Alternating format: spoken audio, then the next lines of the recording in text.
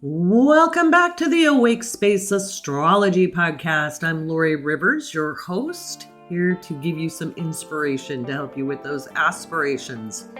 In today's episode, I am going to talk a little bit more about Mars in Gemini and them fighting words. And we're going to have a section talking to Mackenzie and Rita and Jen about the responsibility of being a reading practicing professional astrologer. And they all kind of coalesce in good timing.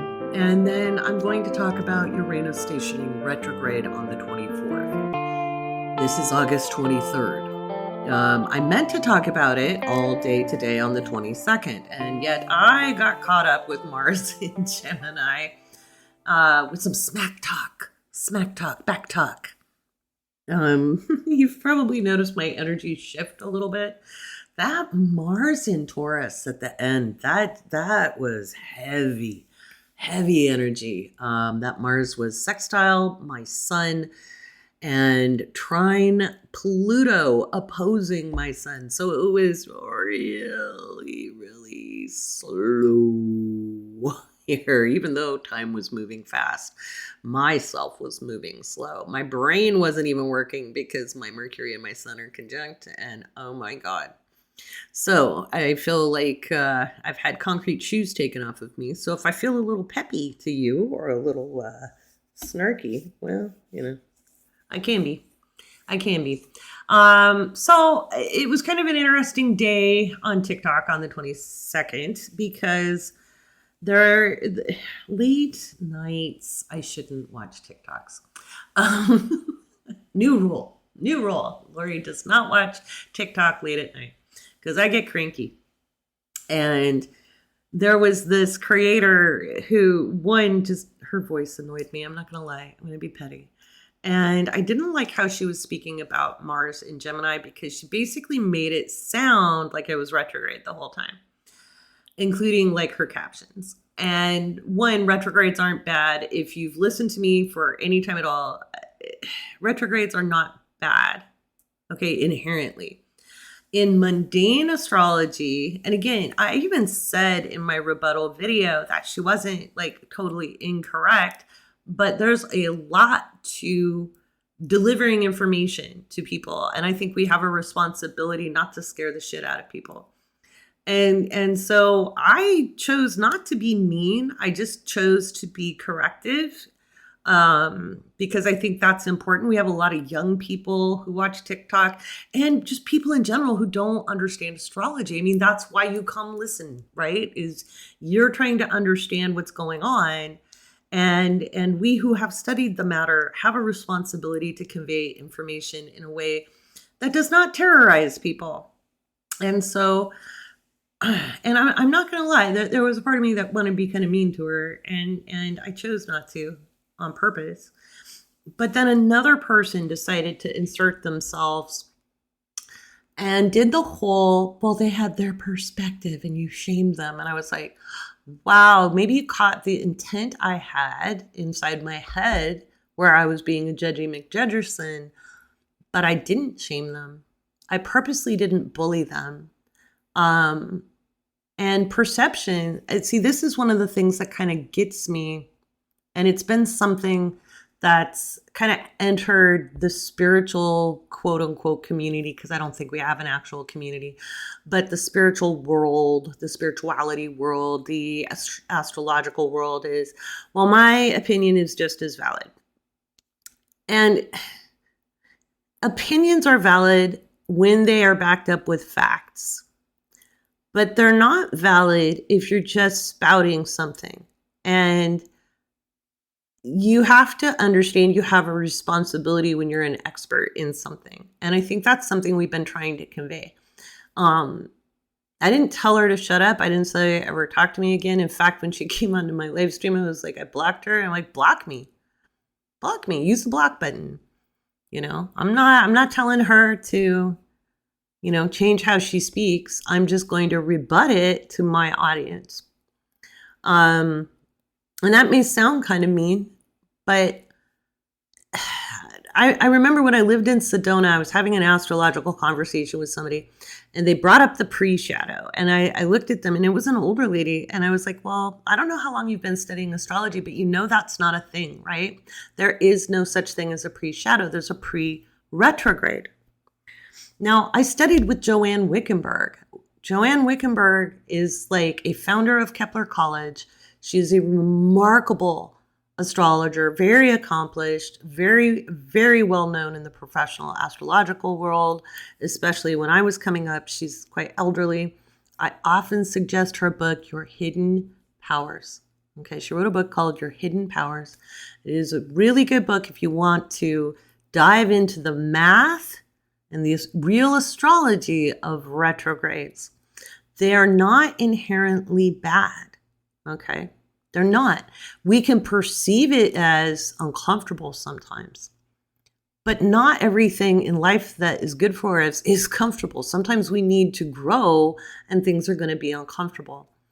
But not everything in a retrograde is going to be uncomfortable, and not all retrogrades are created equal. And so I think it's really important that we communicate in a responsible way. And I'm bringing this up because I'm going to talk about Uranus retrograde, which does pack a punch.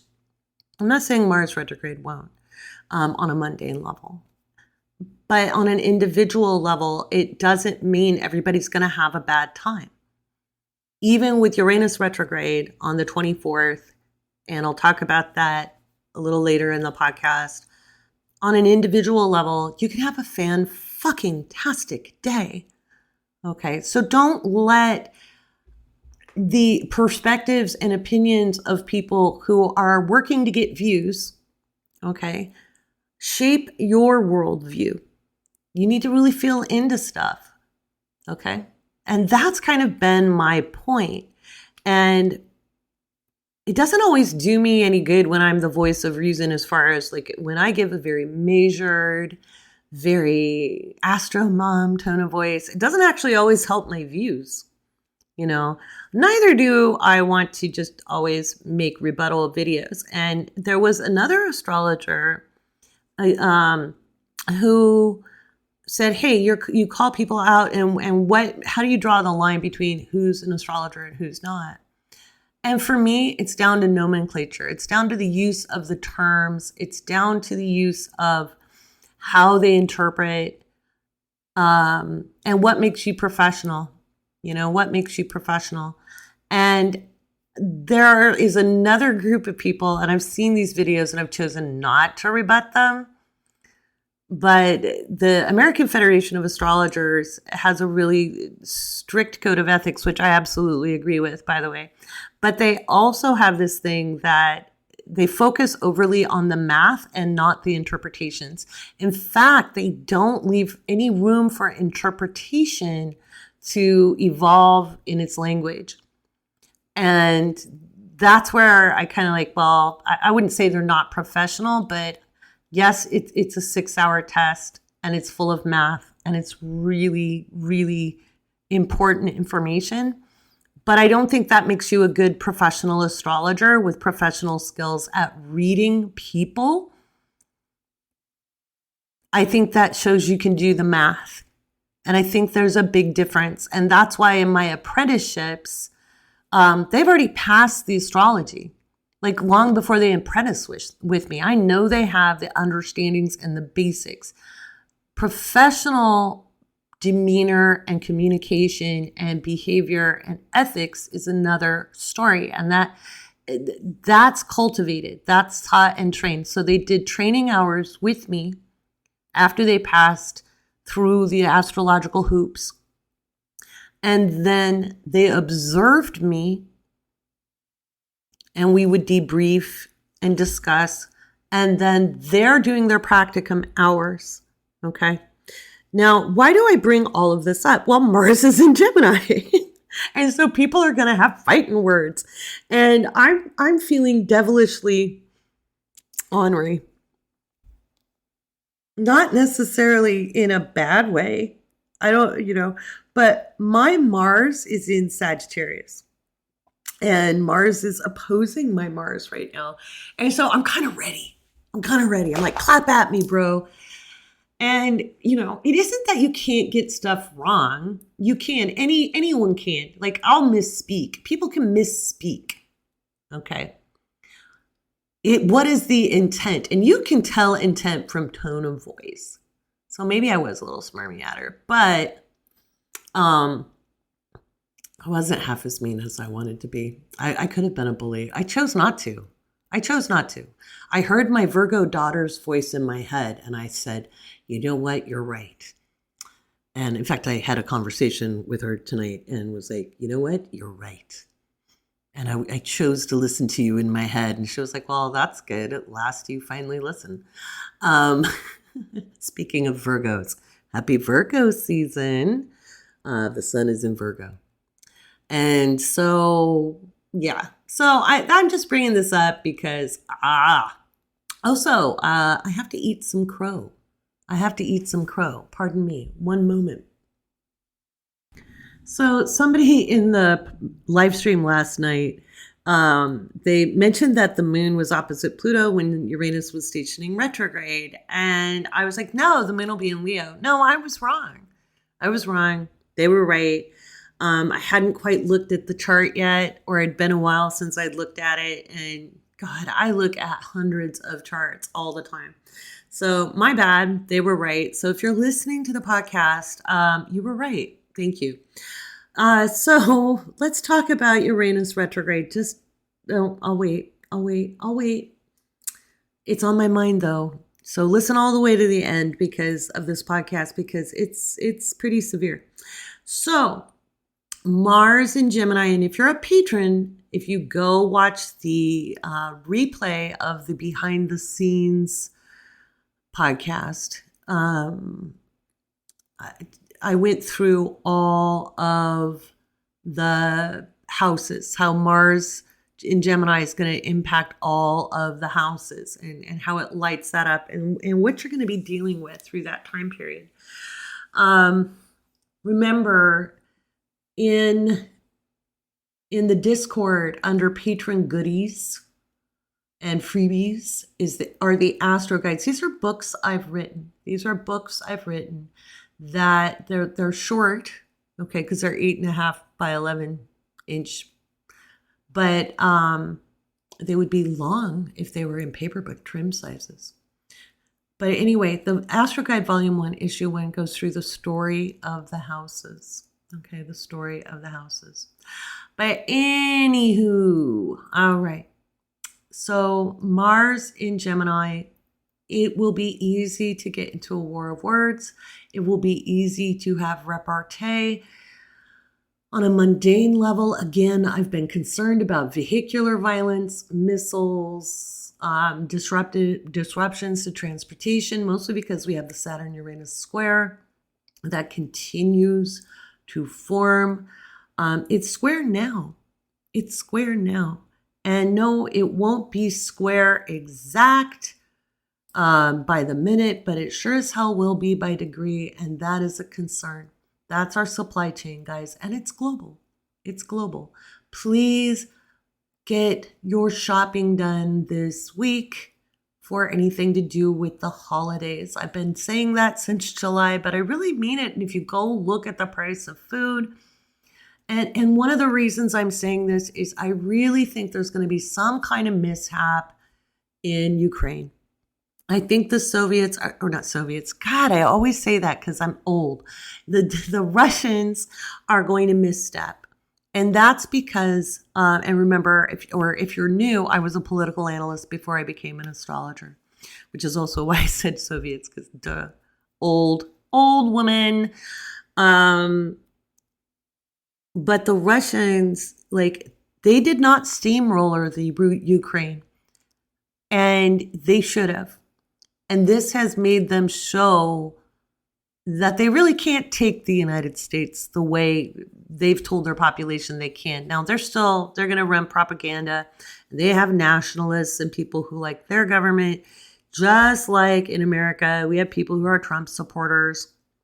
And it doesn't really reflect on everybody in their country. There's lots of dissidents. There's lots of people who don't want that government. But it's a very despotic regime.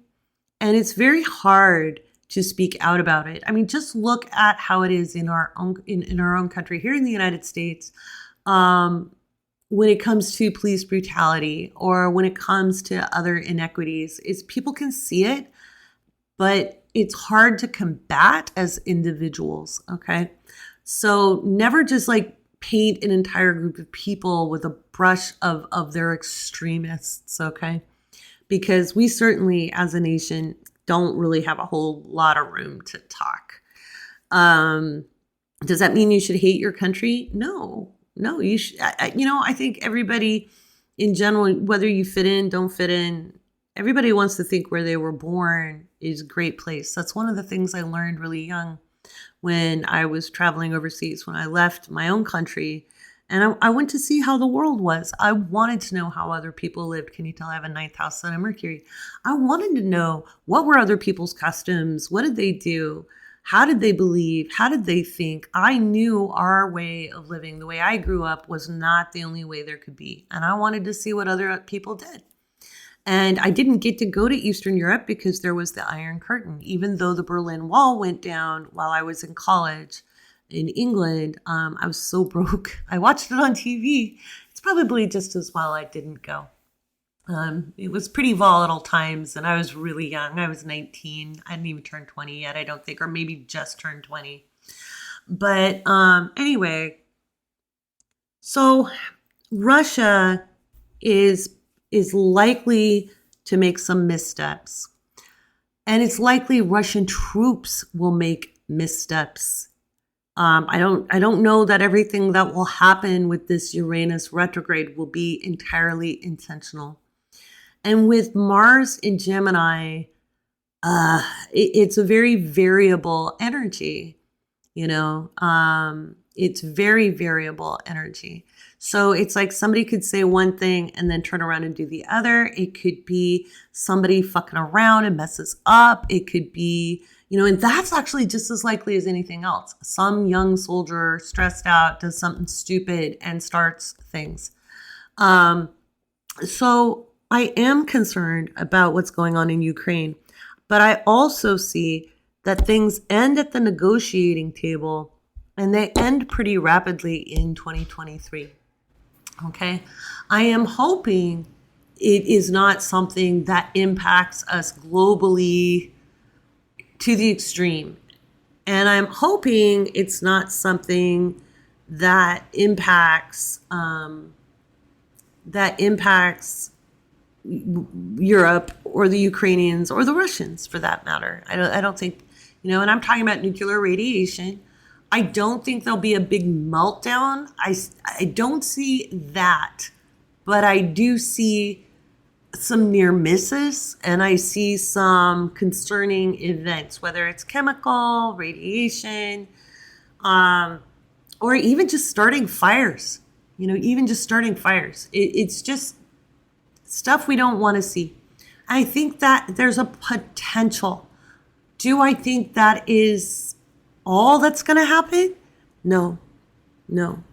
I don't think that is all the probabilities. I think we can definitely miss out on a lot of worst case scenarios. But when we do mundane astrology, we know that worst case scenarios are unlikely and best case scenarios are unlikely. And there's a whole lot in the middle range. And that's kind of what I'm looking at. I'm going to do a special podcast episode for patrons only about how Mars in Gemini is going to impact Trump. And the reason I do that is this podcast is out on the open airwaves and I don't want to deal with dumpster fans. If they want to troll me, they can come pay me. Okay, that's just my motto. So I'll be making a little mini episode to go up tonight as I talk about what I think Mars in Gemini is going to do in Trump's 10th house. And it's not going to do anything good. If the man was actually doing good stuff, we would see different outcomes. But it's going to be like a wrecking ball meets, I don't know, chaos. It's going to be fascinating to see. But again, he has a horrible 2023. His 2022 isn't much fun, but man, next year really sucks for him. So if you're a patron, that original post of the dumpster going down is that I did in June. That's pinned, and the new podcast will just go in a post. Alrighty then. So with Mars and Gemini, I see transportation issues. I see, again, vehicular violence. That could be anything from people driving cars into crowds. It could be people incentivizing or initiating violence using their words, incendiary speeches. It's not a great time as far as that goes for nationalism and nationalists. So we're going to see a lot of that heat up. I think we could see car bombings. That was one of the things that happened when Mars ingressed into Gemini. We saw the car bomb in Russia. Well, we may see more of that throughout the globe, not just in one spot. So, those are things that are going to be in the headlines. Now, on an individual level, this is going to be energizing for Geminis. People with Gemini Mars, you don't need to worry. It's like your return, okay? Your Mars return. And my biggest piece of advice for anyone going through a Mars return in any sign, be doing what you want to do for the next year and a half, 2 years, okay, until your next Mars return. Be doing what you wanted to be doing during that return. Have fun. Do something that enlivens you, because that's going to be a big theme, okay? That's going to be a big theme, overarching theme. It's not the details that matter, it's the overarching theme. So I usually keep an eye on when my Mars return is going to be, and I make sure I'm doing things I want to be doing, because it really sets the energy. It's just a nice way to use it. If you've got Venus and Gemini, you don't need to be worried about Mars. Mars and Venus meeting up is really fortunate. I'm kind of looking forward to it. Mars is going to cross my Venus, retrograde over my Venus, and come back over my Venus again. I'm good with that. My Venus is going to be a happy girl. Also, I heard some creator is saying like, oh no, if you have Mars transiting your 8th house, you're more likely to keel over. No, that is not how it works. Now, you might be dealing with some endings and new beginnings. You might be dealing with flipping resources. Okay, so you might be like, if you've bought antiques or you have rental properties or you have investments, you may be dealing with those, transacting those, acquiring those, releasing those. You could be dealing with joint finances if you have a partner of any kind. So joint finances is like a business partner in finances, or a spouse, or somebody close to you that you have agreements with. That's something. Another thing you could be dealing with is you might have some things you're grieving, like maybe you do leave an older situation and you start a new situation.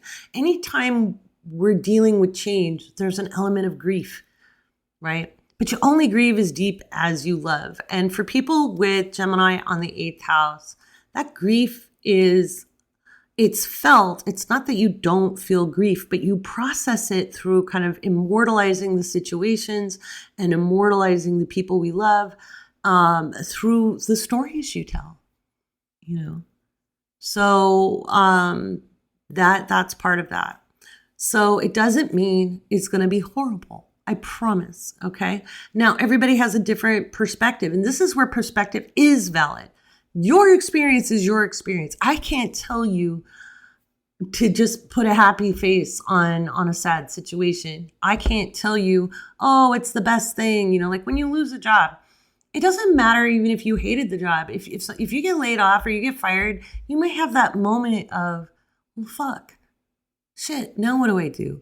Or you may feel sad, or you may feel like you failed in some way. it may be the best damn thing that's ever happened to you in the long run, but in that moment, you're going to feel something. That's okay. And it's okay to have those moments. But the great thing about the 8th house is it's where you alchemize, you grow in that house. Okay. So it gets you ready for expansion in the 9th house. It's what that change forces you to grow. Each house is connected to the next house. They're not separate buildings. Okay. They're interconnected rooms. Oh, all right. All right. I'm going to put in the mods. Have some mod talk. And you can hear us talking about the responsibility of being an astrologer. And then we'll do patron shout outs. And then I'm going to give you the lowdown for Uranus retrograde on August 24th.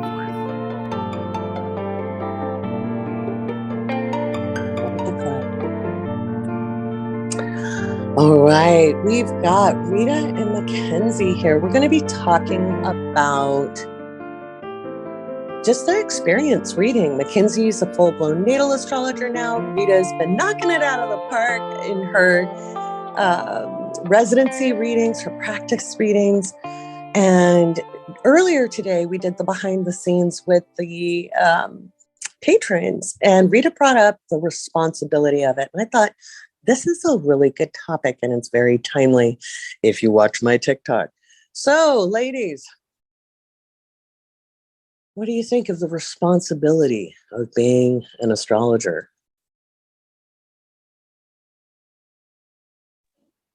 How does it learn? Hi, everyone. So, I would say that, personally, for me, I was brought up in a household which practiced metaphysical work, not astrology though. And like Laurie brought it to my attention recently, how I was kind of brought up with the values of the business as well. And, the nuances and everything. But with astrology, it's kind of different because like, as I told on BTS, you see the whole chart, you see the whole person. And, by studying with Laurie, we see a lot of stuff there. We may not be necessarily like 100% correct how it manifested in like a way, because like before we speak to the person, but we can see all the possibilities practically of how this energy could go both ways. Yeah. And it's really important to know how to communicate that to a person, not to kind of induce a certain, reaction, not to touch on the trauma that a person experienced with, and stuff like that. Yeah. We're not therapists unless somebody's a licensed therapist, and that's not why people are coming to us. So you're 100% correct. Yeah. You see the possibilities. And you've seen them very well, my dear. How do you feel after this week's readings? Oh my God, I feel good because I see how a person can really, take whatever has happened to them and transform it to their art and to their, the art of living practically, I would say. I love that. Yeah. What was your favorite part of your reading this week? Like it was kind of special for you. So what was there? Yes. So my favorite part about the reading that I did this week was seeing how this person who I read, like the spaces where they feel seen and where they want to express themselves, and also seeing how, something like being in solitude can bring, the fruits of creativity, because creativity actually is oftentimes being fueled by, stuff that is missing from us. And in their case, they're a really young person, and their life was like heavily disrupted by COVID. I have a sister the same age, and it impacted them a lot.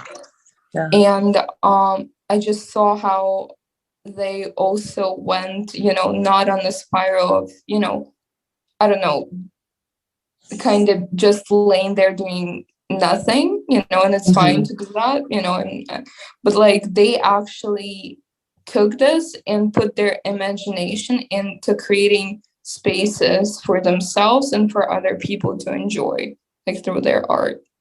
Yeah. It was really cool. I loved how you communicated their story to them. I think you did that just really masterfully. I was so impressed the whole time and very proud of you, because it was so well communicated and resonated very deeply with that client. And just for the listeners to understand, notice we're not identifying the person. We're merely talking about the astrology and the subject matter. And this is important when it comes to ethics. We're not legally bound to confidentiality, but from an ethical standpoint, trust is a sacred thing. And so this is some of what we're, what I teach, and they're practicing it beautifully, all of them. By the way, I forgot to mention Jennifer. She's here too. She's so dang quiet. Hi, Jennifer. I get told that a lot my whole life. You can sneak up on me. Yeah, I'll be sitting in the back seat of a car and people are like, oh my God, it's still there. So both house placements. Oh gosh. So how do you've had some really good practice readings. And when we talk about practice, it's not practicing the astrology. These guys are amazing astrologers, but this is getting the professional development down. How have you felt about your practice readings? And then we're going to jump on Mackenzie. But go ahead, Jennifer. It's been so fun to do, because it's like being able to tell someone about themselves, like these things that they kind of know, but that have that validated by someone else seeing them is really powerful. Yeah, it's just amazing. Like it's getting easier every time to like figure out like, okay, what's the best way that I can say this?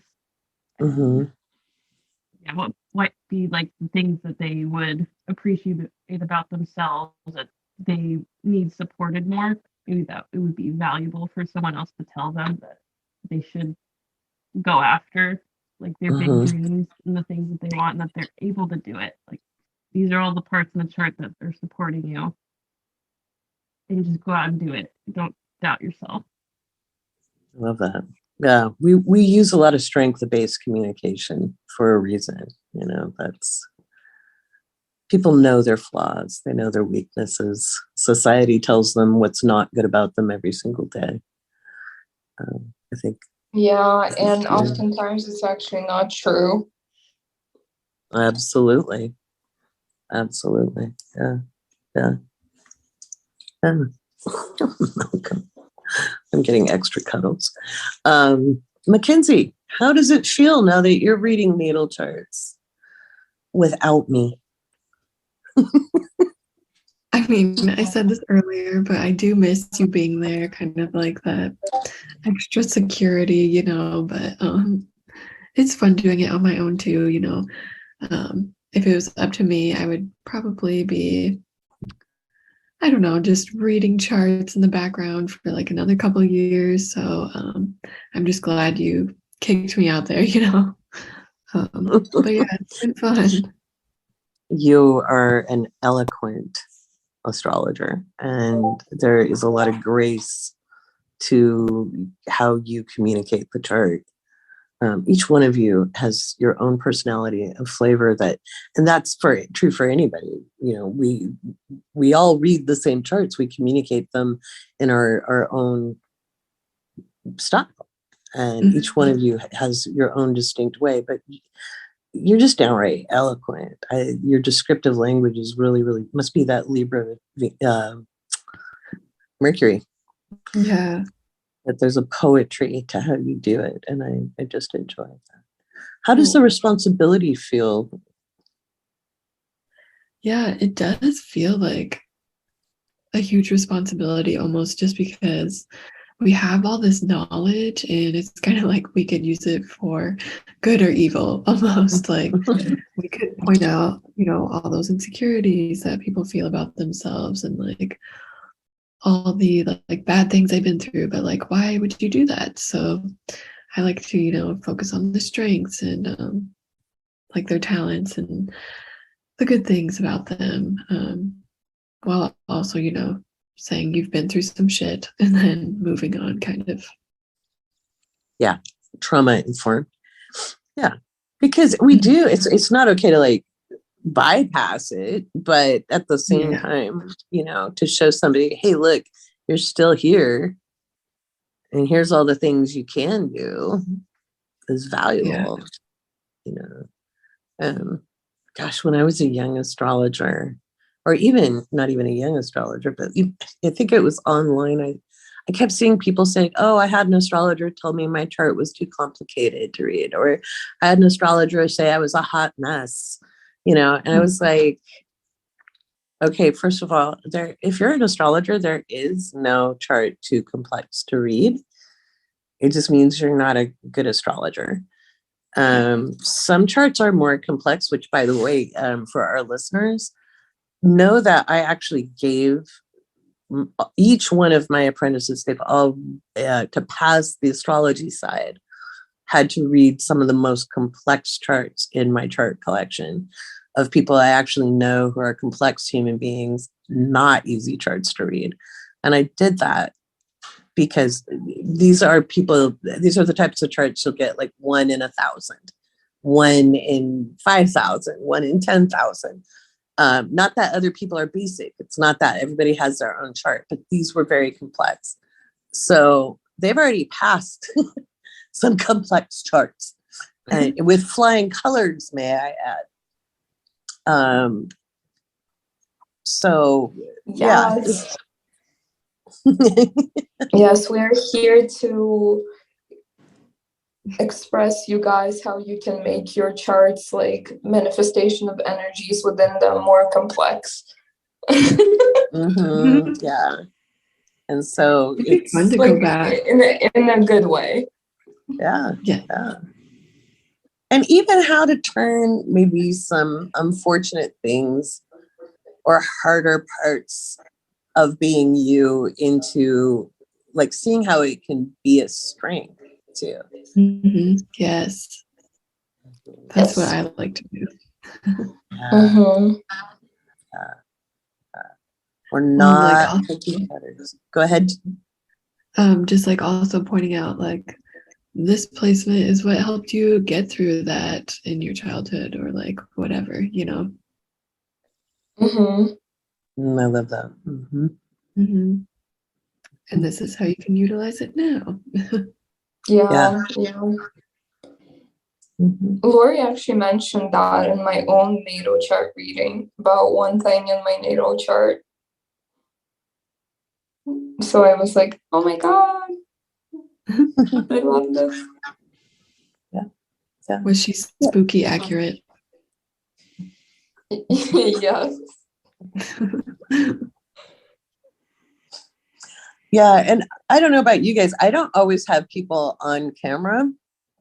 I don't either. I get self-conscious. And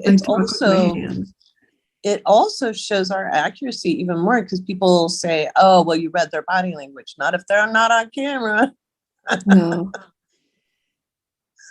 So that's one of the reasons a lot of times. Yeah. And also some of us are like as blind as bats. So like on a small screen on Zoom is really hard as well. Yeah. Right. Like marketing as well. So like I talk with people over Zoom. And like in that department, of course, I use my knowledge of psychology. And it was like impossible. Yeah. The whole, I'm like, it's actually distracting for me to have people on camera because of my vision. because then I'm busy trying to read body language. You know, it's like, Yeah, I and just- what are they doing? Like, why are they nodding, or what's going on? Like, where they're running or something. right, yeah. Or if they're walking around, or, you know, it's like I'm trying to keep a train of thought. And so Yes. it's usually easier. I mean, if a client really wants to be on camera, we'll be on camera. But I prefer not to, just because I'm delivering information and it's just easier not to. And it gives you much better street cred. I feel the So- same. I just get so distracted and I lose my train of thought, and I don't know if it's that Gemini energy, but like it's kind of like squirrel almost. Yeah, it can be any of the air Squirrel. signs. Jennifer, you experienced that, didn't you? Did I What? lose her? Oh, she's here. The train of thought. Oh my god, yeah. Yeah. Just like thinking 3 sentences ahead and then totally lost how I got there. Like, well, it's gone. And the reading was excellent, by the way. I do that all the time. I do it all the time. I'll be like in a reading and I'll be like, hang on a second. That thought just went out the window. I'll talk myself backwards and be like looking at the astrology. It happens. It's got to be the air placements. Yes. Ding, ding. Yeah. So one of the reasons I brought up ethics is, you know, on TikTok, on the tiki-taki, sometimes I'll go after bad astrology. And I did that late last night. And honestly, I didn't even choose violence in that post. I just pointed out the correct astrology. And I got a little shtick and I came back. And so I did choose violence today. And then somebody said, hey, I see you call out astrologers and I'm kind of concerned about it. And I gave my reasons why, because it is a profession. Okay, it is. And there are standards of professional behavior. And then somebody, I think it was Jen, pointed out that somebody had just talked about a bigger creator, not giant, but a bigger astrology creator as far as numbers go, who had defrauded somebody, which is why I go after it. And that's why we're talking about, in fact, the ethics and the responsibility and what it means. Because I think it's important for listeners to understand when you're reading somebody, you know, there are professional standards to uphold. And these guys are jumping a lot of hoops to be able to bring you guys readings. Just like Mackenzie's just getting started. She's reading natal, but and you know, whenever she tells me in the next 6 months, hey, I'm ready to start transits, then we start training on transit readings. So these guys are going to learn everything Laurie knows. Ha ha ha. I can't wait. Right. I'm very Yeah. big on the ethics though. Like I think back to when I had my first reading, and like I guess I didn't know like what you could all see, but I think I watched probably like 10 of your lives before I was like, yeah, you know, I trust this woman, you know. Like I just think back to when I first scheduled that and I was like, you know, I'm gonna put my chart in this woman's hands, and I was so nervous. So I just really try and take it like seriously as well. That's like part of that responsibility too. Yeah. Yeah. There's a gentleness we need to approach things with. Mhm. Yeah.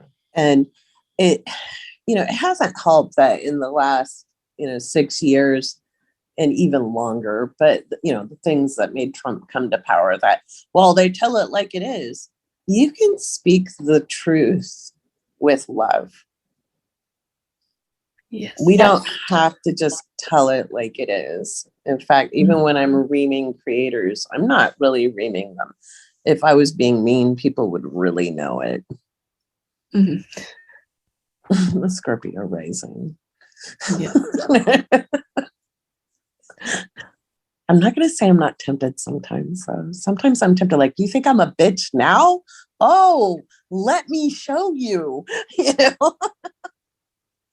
But I'm not going to give Rita branding issues. I'm going to be good. I promise. My Virgo Mars is watching. Yeah. Watch your reputation, Laurie.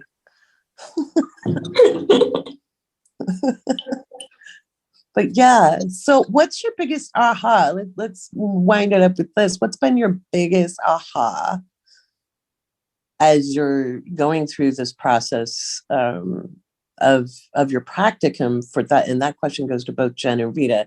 And then for Mackenzie, now that you're on your own, you can answer it from that perspective. But what's your biggest takeaway from doing the readings, either as a reader yourself and your capabilities, or what you've learned from your clients? I think for me, it's like really just trusting the astrology and trusting my knowledge, and because I take notes on every chart, and then sometimes I'll like cross something out because I'm like, I don't know about that. But then in the reading, the person will like say something about the thing that I crossed out. I'm like, man, I should have just trusted the astrology. I think that's been a lot of it.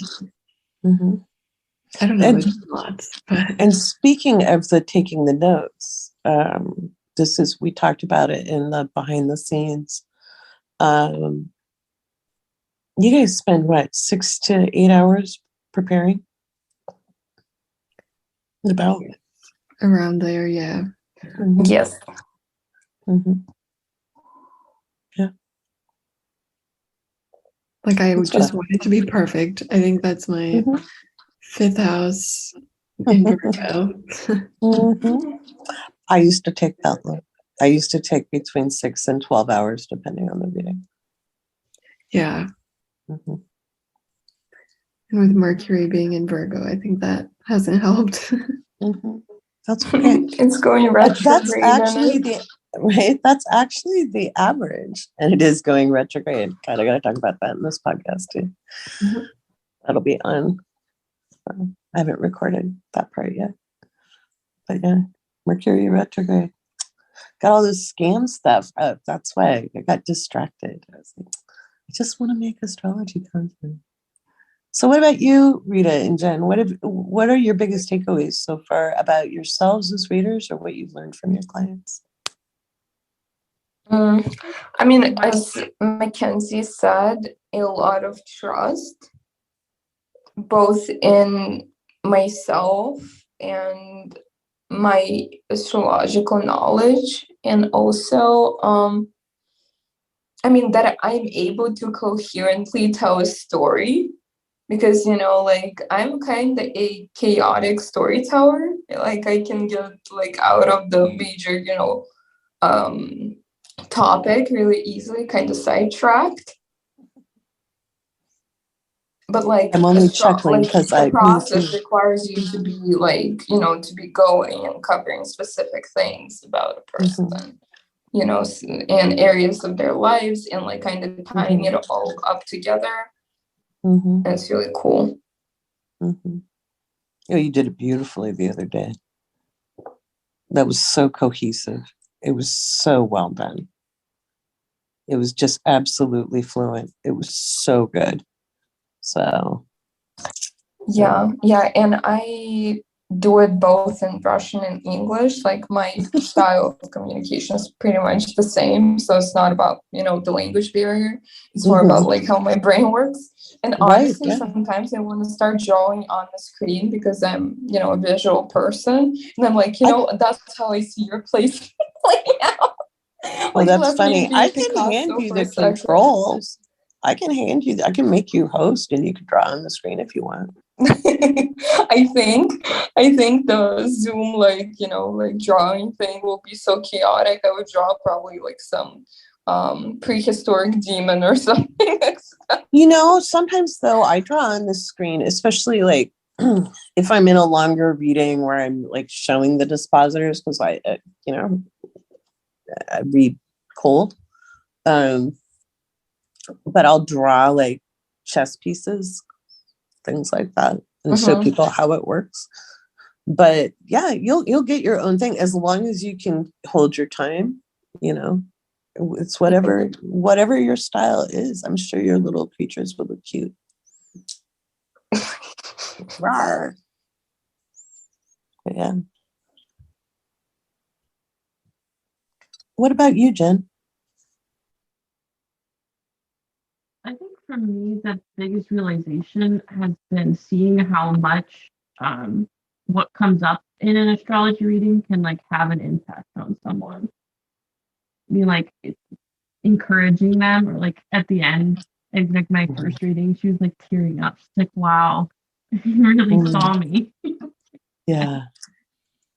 Yeah. Like it's really powerful to see like someone come in, kind of like nervous and unsure, and then leaving and like knowing that they have all of these strengths that they can use Yeah. to like continue after this. And it feels like, oh yeah, they got maybe not what they came for. Maybe they didn't know that's what they needed though. Yeah. Yeah. Well, yeah, because most people don't realize what we can see in a chart, you know, because even the books like out of Barnes and Noble and stuff, there's some real astrology books out there, but most of what you can buy in a store is going to be pretty general, you know, like the sun sign astrology stuff, which isn't 100% inaccurate. It's just not the whole story, you know. So you do get to give that gift to people. It's a powerful thing. And I love how Mackenzie said we can use it for good or evil. Her Libra energy. Yes. It's true though. I never felt like using it for evil with clients, but man, I am loving using it for evil on Donald Trump. Wow. Yes. That man. I'll talk a little bit about that. I think I'll do a little patron only update on Donald and how Mars in Gemini is going to affect him.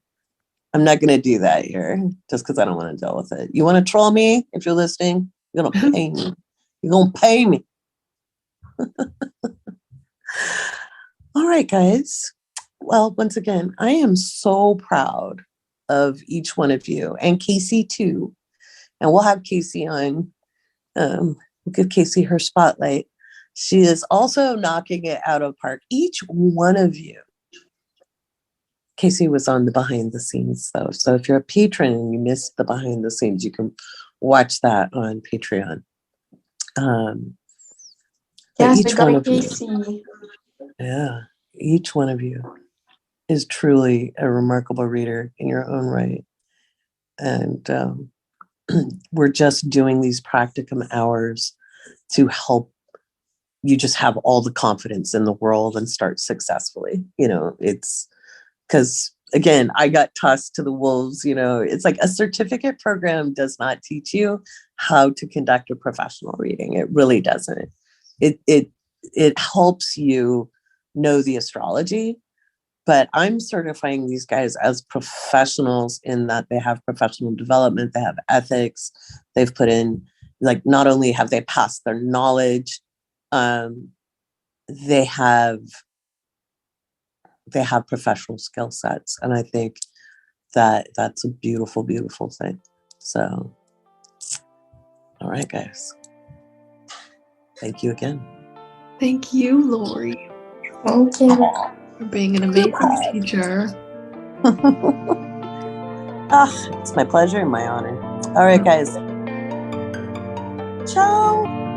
Bye.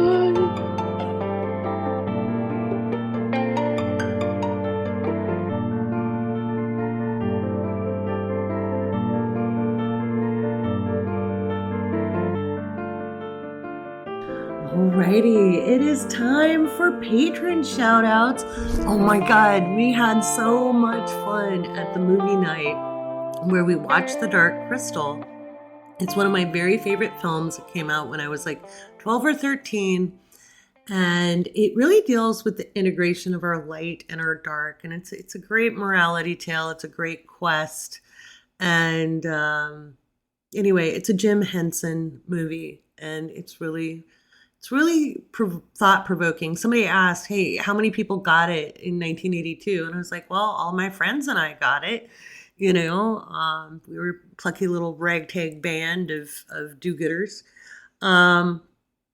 You know, people get things in different ways. That's all of our perceptions are unique and individual, and you know, so people will take things in lots of ways. We are all on a hero's journey, even the people we don't like, even the people we don't get along with. And I think as we move forward into these kind of crazy times, it's important to remember that.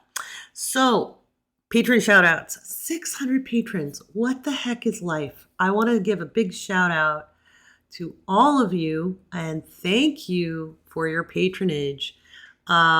So we've got Bridget, Catherine, Wendy, Jessica, Alexandria, Finnegan, Emily, Rhonda, Carolyn, Angelica, Beth, Shaw, Dora, Jean, Kelly, Tanya, Aaron, Ari, Julia, Gina, Lisa, Energy Nikki, Just Deborah, Randall, Barbara, Emma, Catherine, Jerry, Angie, Figi. I think it's Figi. Could be Feige. No, it's Figi. Marissa, B. Moyer, Alberto, Michaela, Holly, Clarence, Tawny, Annika, Allison, Julia, Kelly, Marcy, Robin, Jessica, Danny, Lincoln, Samantha, Izzy, Melinda, and Sam. Wow, guys. Thank you once again for being patrons. Without you, this podcast doesn't happen. That's most of what the patrons are doing. You're sponsoring my online presence, basically on TikTok and this podcast. So I want to give a great big shout out to you. For those of you who've been with me for quite a while, like longer than 3 months, keep your eyes open on your inbox. There's an invitation coming real soon. We're going to have to let people into the mystery school in batches. It doesn't replace Patreon. Okay, it just doesn't. And so, but you get a very, very special mystery school deal. And so we're slowly rolling people in while we look at how we can support the live meetings, because we meet weekly in the mystery school. And those classes start in September because that's my favorite month. So that's patron shout outs. And once again, I want to thank each and every one of you. I appreciate your patronage so much. End of the month is here. So the last Sunday of every month, what do? We have coffee with Laurie.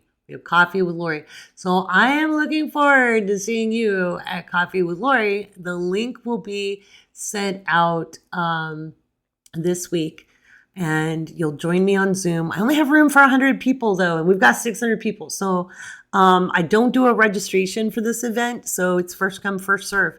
But we'll put the replay, we'll record this one, and we'll put it into the Patreon.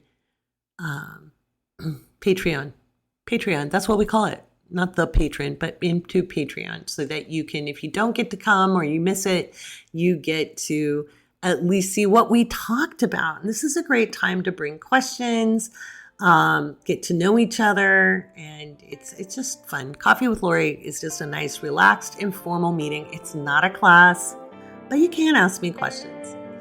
Alrighty, let's take a look at Uranus retrograde. That's how we're going to wind up this podcast. And I don't want you guys to fear what's coming up, but it's just something to keep our eyes out for. So, Uranus retrograde, August 24th, up next on the Awake Space Podcast.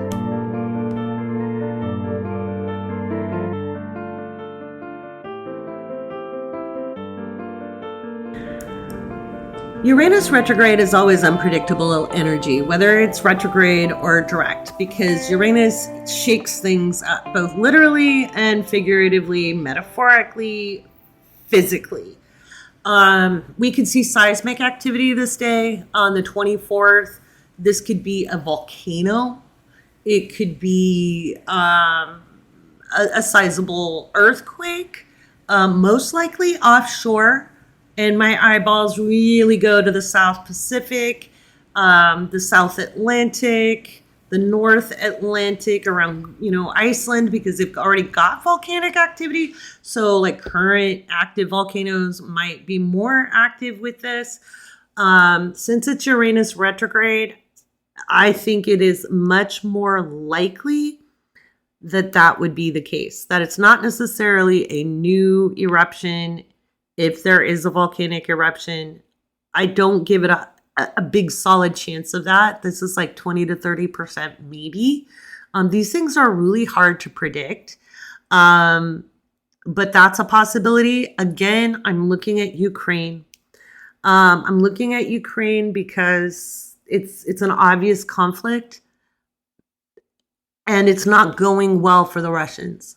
And so I don't know that it is necessarily something ordered by leadership, but it's potentially a mishap that escalates into a greater problem. What I see is there's an alliance that is breaking up. Now, this could be somewhere else in Eastern Europe. This could be things breaking down in Kosovo. And I know I have Eastern European listeners. And by the way, I'm really honored that you guys tune in from around the world. So I think the biggest activity is going to happen outside of the United States, to be honest. I think, like, when I'm looking at this chart, we've got the moon positioned in the first house. The first house is the ascendant is Cancer. The moon will be at 28 degrees as Uranus stations retrograde. It will be opposing Pluto.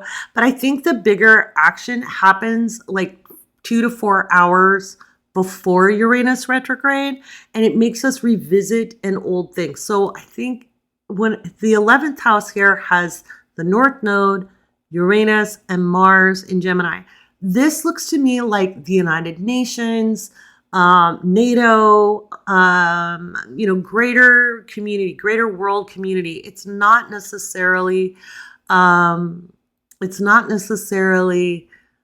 just, superpowers going at it. This is the greater world community saying, hey, that's enough now.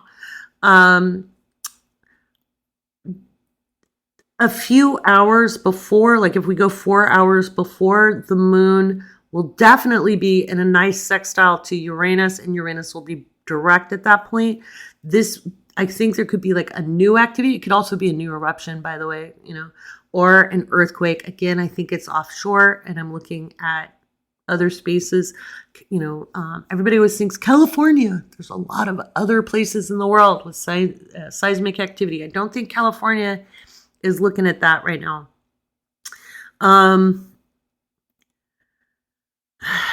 The moon will be trine Neptune. Neptune is, of course, currently sextile Pluto, which, it is that a lot. But the moon triggers this off. Yeah. And then we've got Mars square the sun in Virgo in this chart. So there's some divisiveness. And then Venus is square Uranus and the North Node. Venus is at 15 degrees Leo. This is a concern. This is economic. We have the Sun and Mercury hanging out at in that fourth house of this chart that I drew. This tells me it could deal with agriculture, healthcare. Now, there are going to be a lot of issues that happen all in one day. Okay. The biggest issue at 2:45 a.m. Pacific is probably overseas. Now, it could mean a hospital got bombed. We've heard that before. I don't think that's what's going to get it. There's going to be stuff going on. Oh, I'm not thrilled with this chart. On an individual level, if you've got, everybody's got Uranus transiting, right? You want to go look at the place where Uranus is transiting your chart, and this will be a review process. Okay, so there's going to be stuff that comes up that you have to review. Now, if you're a Taurus rising, don't have a heart attack. It doesn't mean the progress you've made so far is going to be disrupted. It's going to be a time to take a review and look at how you can shore that up, how you can solidify those changes. So don't freak out. Don't freak out.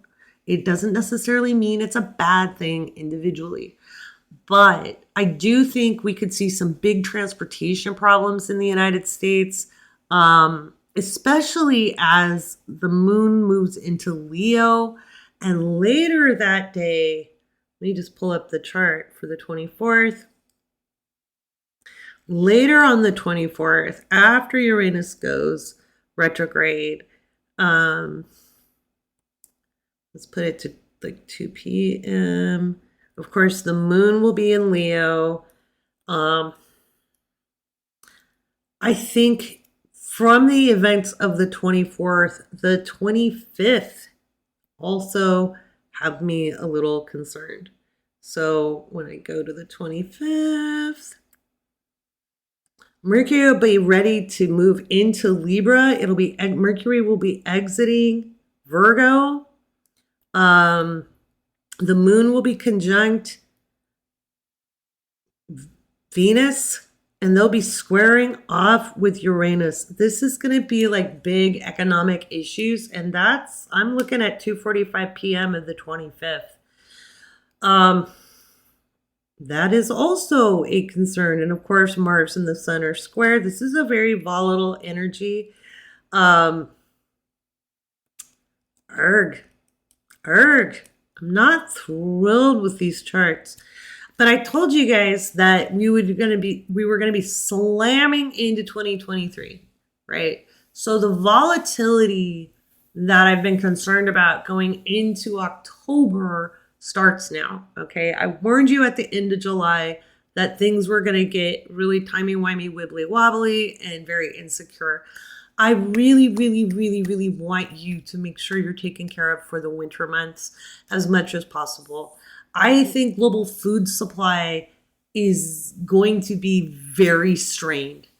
I just do. When I look at just the Uranus retrograde chart, I'm very, very concerned about global harvests. I'm not thrilled with this chart.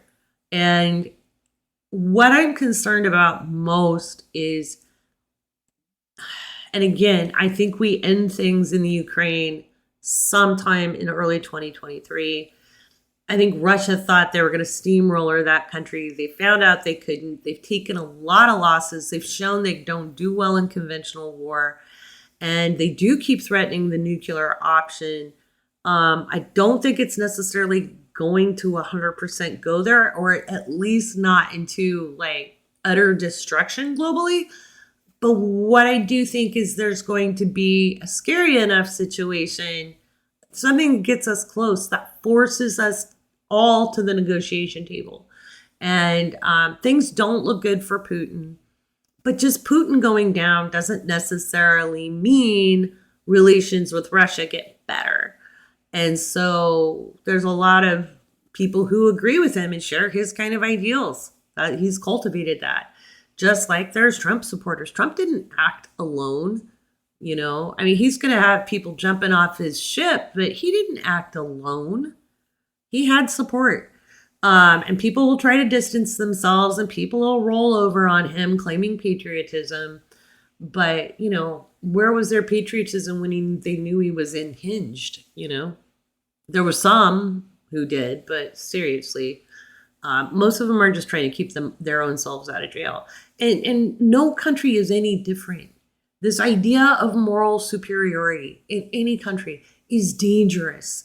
Nationalism is a canker, okay? And it's a new thing, okay? Nationalism is a concept that was born out of the 18th century, the 1700s, okay? And it really got rocking and rolling in the 19th century. And it is dangerous. It is othering on steroids. Okay. It is othering on steroids. We do ourselves no good service by labeling people bad from other cultures, other religions, other ethnicities, we can label dangerous dogma. So, like when people's dogma makes other people other, you know what I mean? So when the dogma itself says you're not a human being, you're worthless, etc., we can call that out. But people in general, you know, that tends to be such a small group of people. The average person just wants to have enough food, a comfortable house, have a good, nice life. A nice life. They don't want to have to struggle.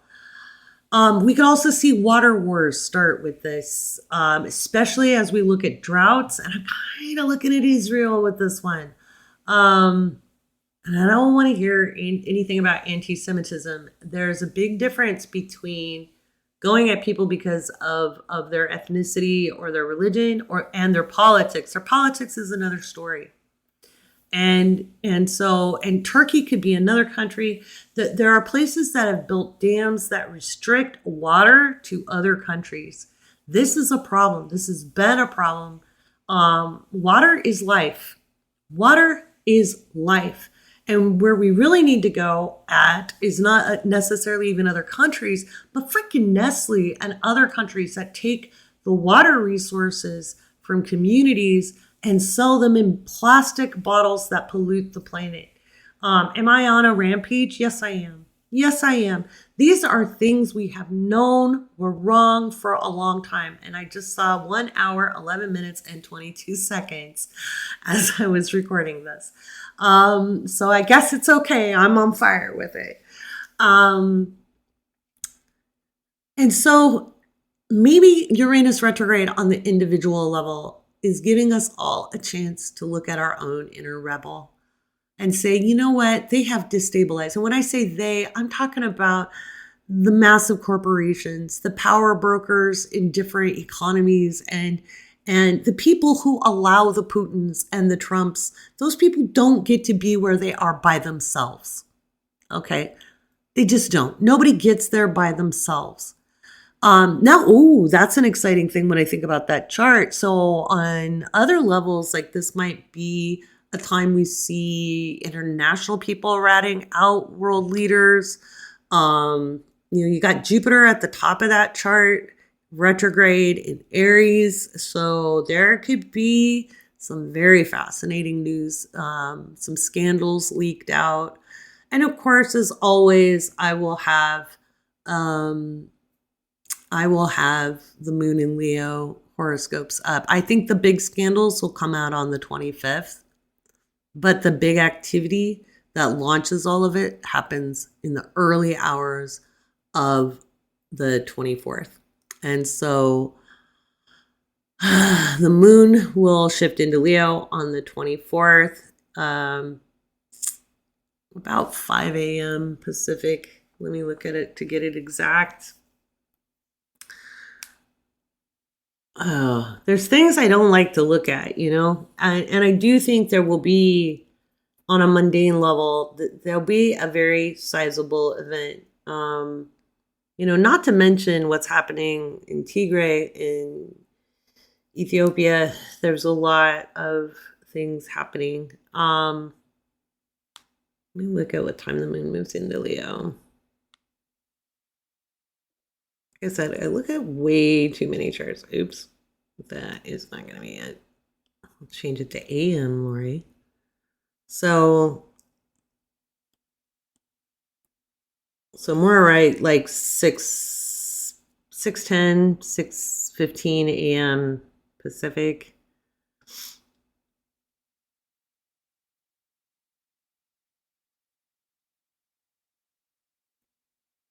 Yeah, so about 6:10 a.m. Pacific.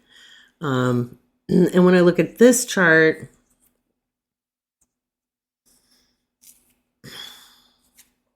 I'm not real thrilled about it. It could be an accident too. It doesn't necessarily mean war. It could be like a chemical plant or a power plant. Definitely going to see power disruptions over the 24th and 25th. This could be due to weather. This could be hydroelectric plants shutting down due to drought. This could be a lot of things. So, yeah. But on an individual level, this gives us a chance to really take a look at what are we willing to do to ensure our stability as a species. It's not just like what's in it for me. It's not just I want to be comfortable. What are we willing to do together? And we have been specifically pitted against each other for centuries, because people like to control the narrative, to hold power. Some petty men, because with very small exceptions, have women been leaders. And then they had to adopt patriarchy to stay in place. There are good men out there. There are. But when we look at leaders, well, patriarchy is the disease that needs to be dismantled. And I think we have a real opportunity with Pluto and Aquarius to really, really dismantle it. But first, we've got to dismantle that in ourselves. And maybe that's what this Uranus retrograde is going to help us do with Mars and Gemini. Look at what we really need. Allow ourselves to really want what we want. Maybe communicate, collaborate, and play a little bit better together. And maybe instead of worrying about being high vibe, we worry about being high principled and really owning that. Anyway, I don't want you to be worried. I want you to be aware. I definitely would, and I did tell people this in the Moon in Cancer forecast in Patreon, buy your goods made out of wheat now. I mean, do it tomorrow. Or today, I should say. This is the 23rd of August as I'm recording. Do it today. Get it today. Get it before the 24th. Get it today. Buy extra flour. Buy your pasta. I've been saying this all along, but please get what you can. If you're on a budget, I understand that. But you can buy pasta at like grocery outlet, or if there's a discount grocery, if you don't have a grocery outlet, you can go find a grocery discount store. Dollar Tree has things, or Dollar General. I don't even know, what you've got in your area. Shop the lost leaders. And flour has gone up in price. I don't know about for you, but when I went to the grocery store last, I looked, and for a 5-pound bag of flour, it was $7. That's a lot for a bag of flour. And wheat is going to be, wheat and wheat products is going to be short over the next couple of years. So I would very much get those supplies if they're important to your diet. Okay. But I think our global food supply is going to be very, very strained. If you live in a developed nation, it's still going to be a little bit strained. I think we could even see rationing going through the winter in certain areas, especially areas in the Midwest of the United States or Canada because of shipping and transportation issues. So again, I'm not trying to scare you. I just don't want you to end up surprised when you don't need to be. Okay? And there's some creative stuff that we can do too. So, this leads to good things in the long run, guys. It really does. It really does. We stabilize eventually. But in order to change hundreds, if not thousands of years of culture and social behavior, it's going to be a bumpy ride. So have hope. Hope's what gets us through this. Come into the Discord if you're a patron. If you're not a patron, become a patron. I try to keep it really accessible. It's $3 a month. It's $11 a month if you want the horoscopes. If you don't want the horoscopes and you just want to have patron shoutouts, come to Behind the Scenes, come to Coffee with Laurie, have access to the Discord. That's there. It's available. I try to keep it so people can afford to be there. But anyway, I want to thank you. Thank you for listening, and do take care.